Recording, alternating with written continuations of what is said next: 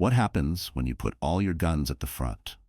The French Navy answered that question with the Dunkerque, a revolutionary warship designed for speed and power, whose life would end in one of history's most desperate acts of defiance. This is not just the story of a battleship. It is the story of a nation's pride, a cruise ordeal, and a final act that denied a powerful weapon to the enemy at the ultimate cost. It is a tale of genius engineering, political desperation, and unthinkable choices. A story that begins in the shadow of one war and ends in the fires of another.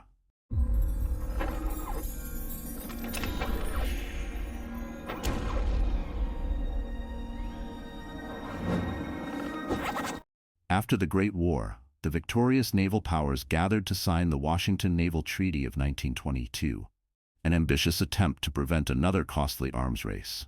For France, a nation that had poured its blood and treasure into the trenches of the Western Front, this was a moment of bitter compromise. While its rivals, Britain, America, and Japan, were granted vast tonnages for capital ships, France, alongside Italy, was relegated to a lower tier. The treaty effectively froze battleship construction for a decade, leaving the French Marine Nationale with a fleet of aging dreadnoughts from a bygone era. For years, this was an acceptable, if slightly bruised, state of affairs. But across the Rhine, a storm was gathering. In the late 1920s, the German Kriegsmarine, still shackled by the Treaty of Versailles, found a brilliant and terrifying loophole. Versailles limited German warships to a displacement of just 1,000 tons, a size suitable for a cruiser, not a battleship. Their answer was the Deutschland class, a new type of vessel the British would nickname the pocket battleship. These ships, led by the Deutschland itself, were a strategic nightmare. They mounted 6 massive 11-inch 280mm guns, powerful enough to obliterate any cruiser that could catch them. And with a top speed of 28 knots, they were fast enough to outrun any conventional battleship in the world, including France's entire battle line. They were the perfect commerce raiders, designed to bleed an enemy's supply lines dry. For the French Admiralty, this was an existential threat. Their vast colonial empire and its vital sea lanes were now vulnerable. Their old battleships were too slow to catch these new predators. Their cruisers were hopelessly outgunned. They needed a new kind of warship, a purpose-built ship killer. The problem was the Washington Naval Treaty, which was still in effect. Any new capital ship had to fit within their remaining allotted tonnage. The design challenge was immense. Create a ship fast enough to hunt down a pocket battleship, powerful enough to destroy it, and yet light enough to comply with the treaty. The result was a stroke of genius and one of the most innovative warships of the era, the Dunkerque. Laid down in 1932 at the Brest Arsenal, she was a radical departure from traditional naval design. The most striking feature, and the one that defined her entire philosophy, was her main armament. All 8 of her 13-inch, 330mm guns were concentrated at the front of the ship in 2 massive quadruple turrets. This was a revolutionary concept. By placing all the main guns forward, the designers could concentrate the ship's heaviest armor around a much smaller, more compact area, the citadel, which protected the magazines and machinery. This saved an enormous amount of weight, which could then be reinvested into something the French desperately needed: speed. These quadruple turrets were marvels of engineering. Each massive gunhouse, weighing over 1,500 tons, was divided by an internal armored bulkhead, essentially turning it into 2 twin turrets side by side. This was a crucial safety feature, designed to prevent a single lucky shot from disabling all 4 guns at once. The 330mm guns themselves were formidable weapons, capable of hurling a 570-kilogram armor-piercing shell over 41,000 meters, more than enough to punch through the armor of a German pocket battleship at combat ranges. To support this offensive power, the Dunkerque carried a heavy secondary armament, including 16 130mm dual-purpose guns in 3 quadruple and 2 twin turrets, designed to engage both surface targets and aircraft. But speed was her other main weapon. Powered by 6 Indrep boilers and 4 Parsons-geared turbines, generating over 7,000 horsepower, the Dunkerque was designed to reach a blistering 29.5 knots. During sea trials, she was pushed even further, comfortably exceeding 31 knots or 57 kilometers per hour. She was not just a battleship, she was a fast battleship, one of the very first of her kind, setting a trend that navies across the world would soon follow. Her protection scheme was just as innovative. Instead of thick armor plating bolted onto the outside of the hull in the traditional manner, the Dunkerque featured a sloped, internal main armored belt. This belt was 225 millimeters thick and angled to increase its effective resistance against incoming shells. The idea was that an enemy shell would have to pass through the thin outer hull plating, which would destabilize it before it struck the main belt, reducing its penetrating power. It was a complex but weight-efficient system, perfectly tailored to its intended role of hunting down and dueling the German Deutschland class. She was a thoroughbred, a sleek, powerful vessel that represented the pinnacle of French naval technology. When she was finally commissioned in 1937, the Dunkerque was more than just a ship. She was a national icon. With her sister ship, the Strasbourg, which was built to a slightly heavier armor standard, she formed the 1st Battle Division, the pride of the French Atlantic Squadron. In May of 1937, she carried the French naval delegation to the British Naval Review for the coronation of King George VI. Her elegant and dangerous silhouette turning heads among the assembled warships of the world. In the fleeting years of peace before the outbreak of war, she flew the French flag on visits to ports in Africa and the Caribbean, a potent symbol of France's enduring naval power and global reach. But this peace was fragile, and the purpose for which she was built would soon be realized. When Germany invaded Poland in September 1939, plunging Europe into World War II, the Dunkerque was ready. The French Navy's primary concern was the protection of its vital merchant shipping lanes from German surface raiders and U-boats. The Dunkerque and her sister Strasbourg, combined with cruisers and destroyers, were formed into the Force de Raid, a high-speed hunting group based in the Atlantic port of Brest. Their mission was simple: find and destroy any German warship that dared to break out into the open ocean. This mission placed them in direct cooperation with their British allies, the Royal Navy. Throughout the autumn and winter of 1939, the Force de Raid sortied multiple times, often acting on intelligence that German raiders were at sea. They patrolled the Atlantic, escorted vital convoys, and hunted for ghosts. In October, they formed part of a massive Allied hunting group searching for the pocket battleship Admiral Graf Spee, which was wreaking havoc in the South Atlantic. Later that year, they sailed alongside the mighty British battlecruiser HMS Hood in a sweep to intercept the German battleships Scharnhorst and Gneisenau after they had sunk the British armed merchant cruiser Rawalpindi. These early months of the war were a period of intense cooperation between the French and British navies. They were brothers in arms, sharing intelligence, coordinating patrols, and fighting a common enemy. The crews of the Dunkerque and the Hood saluted each other as they passed at sea, united in their cause. No one on board either ship could have possibly imagined that in just a few short months, their guns would be turned on each other. In the spring of 1940, the phony war came to an abrupt and violent end. Germany's blitzkrieg smashed through the Netherlands, Belgium, and into France itself. The Allied armies reeled and then collapsed. On June 22, 1940, France signed an armistice with Germany. The terms were harsh. The northern half of the country was to be occupied, but the south would remain nominally independent, governed by a new regime based in the city of Vichy. A crucial clause in the armistice concerned the French fleet. The Marine Nationale was to be demobilized and its ships confined to their home ports under French control. This was a terrifying prospect for the British. Now, standing alone against the might of the Axis, the last thing Prime Minister Winston Churchill could afford was for the powerful French fleet to fall into German or Italian hands. The French fleet was the fourth largest in the world, and ships like the Dunkerque, Strasbourg, and the new, even more powerful Richelieu-class battleships could tip the balance of naval power in the Mediterranean or the Atlantic. The French government, led by Marshal Pétain, gave a solemn promise that their ships would never be surrendered. But Churchill, haunted by the specter of a German-controlled French navy, felt he could not take that risk. He made one of the most ruthless and controversial decisions of the entire war. He ordered the Royal Navy to neutralize the French fleet, by persuasion if possible, by force if necessary. This was Operation Catapult. The largest concentration of French naval power was at the base of Mers-el-Kébir in French Algeria. Moored there, stern to quay in the narrow harbor, were the battleships Dunkerque and Strasbourg, the older battleships Provence and Bretagne, the seaplane tender Commandant Teste, and 6 destroyers. They were under the command of Admiral Bruno Gensoul. In the early morning of July 3, 1940, a powerful British squadron appeared off the coast.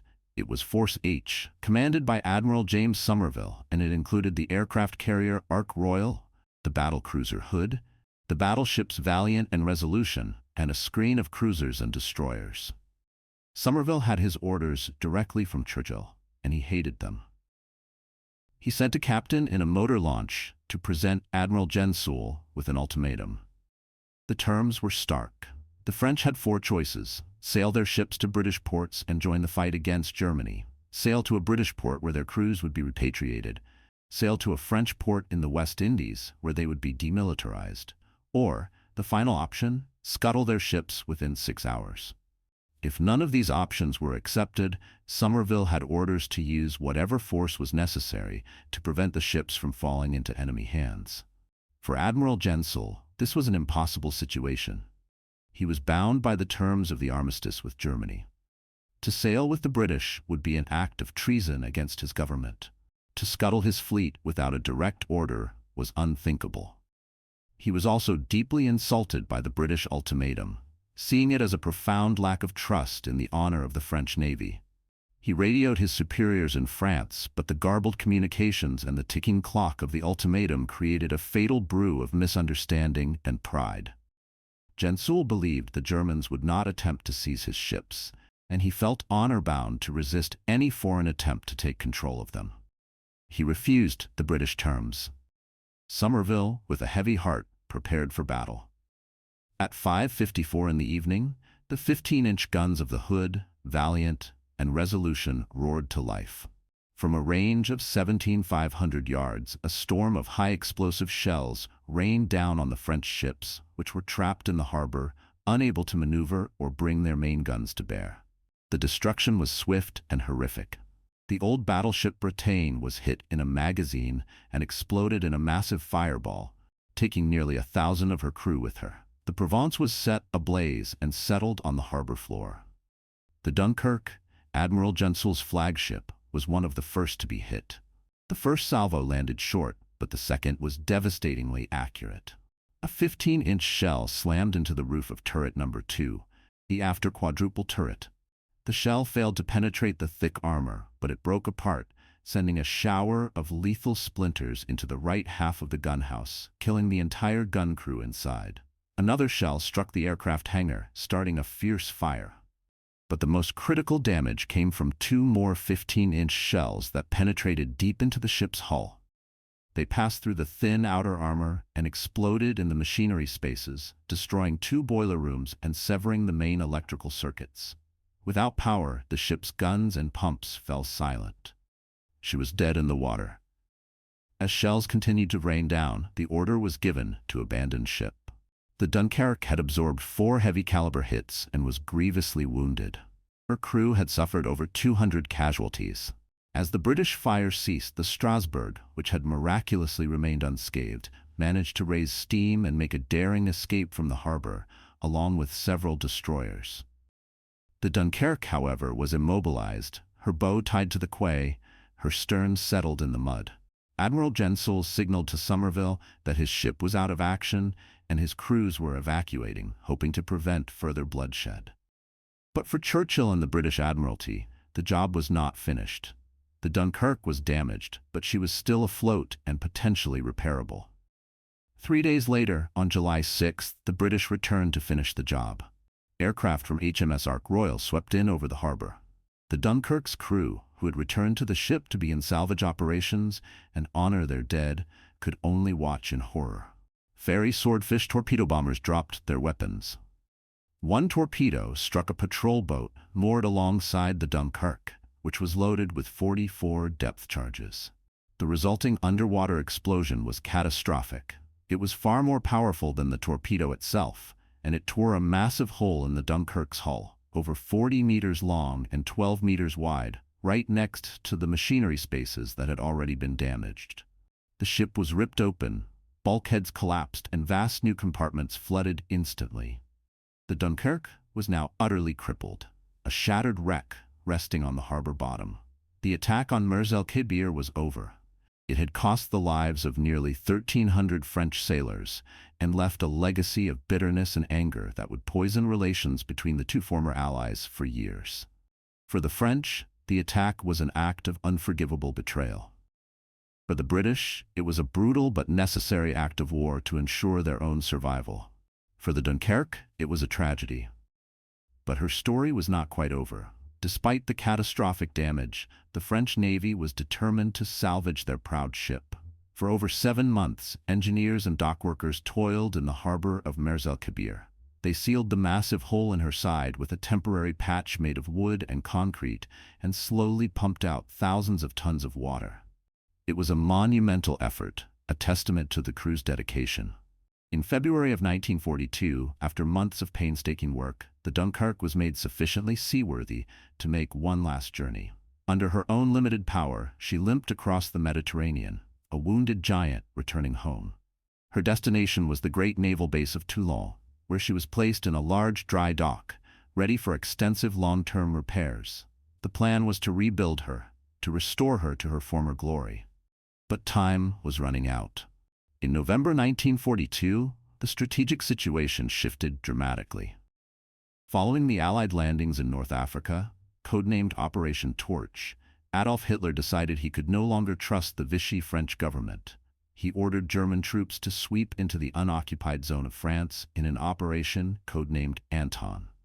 The primary objective of Operation Anton was the capture of the French fleet at Toulon. The Germans desperately wanted these powerful warships for their own navy. Armored columns of the German army raced towards the coast, their goal to seize the naval base before the French could react.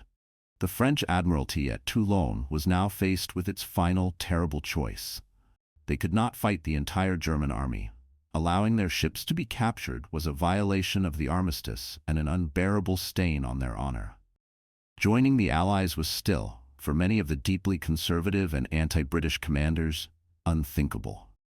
There was only one option left that preserved their honor and fulfilled their promise. They would destroy the fleet themselves. In the pre-dawn darkness of November 27, 1942, the order was given by Admiral de Laborde: scuttle the fleet. All across the vast naval base, French sailors began to carry out their final, heartbreaking duty. Seacocks were opened, pipes were smashed, and demolition charges were placed in engine rooms, fire control centers, and gun turrets. On the Dunkerque, sitting helpless in her dry dock, the work was just as methodical and just as thorough. Her crew, who had worked so hard to save her, now worked with grim determination to ensure her total destruction. Demolition charges were placed on the machinery that had been so painstakingly repaired. Time-fused explosives were rigged in her turrets and magazines. The dry dock's flood valves were opened, but this was a secondary measure. The real damage would come from within.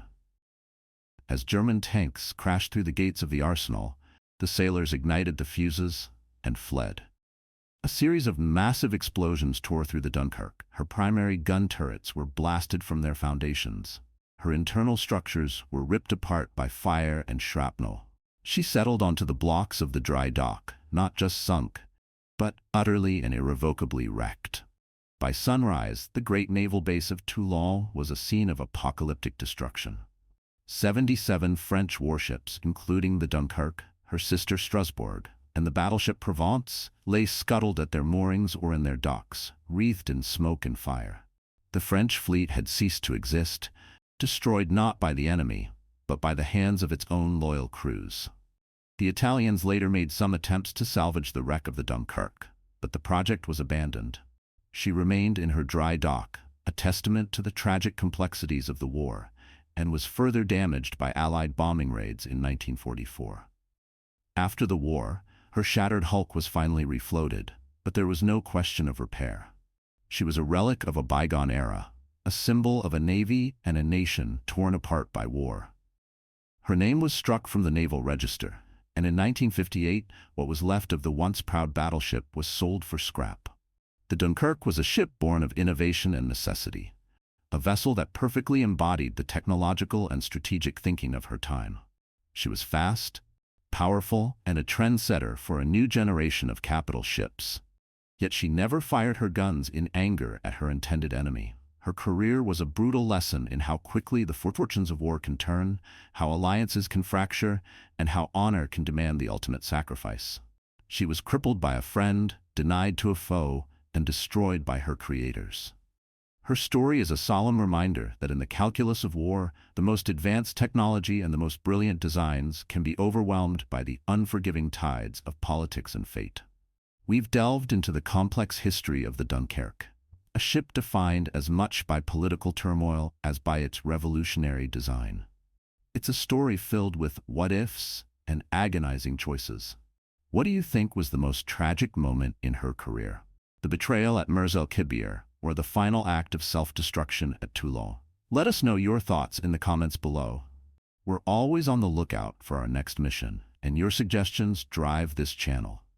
If there's a particular warbird, warship, iron horse, or battle legend you think is crying out for a deep dive, unleash your suggestions in the comments. Your mission briefing could become our next episode. And if you enjoy uncovering these incredible stories from military history, make sure you are subscribed and have notifications turned on so you don't miss the next investigation.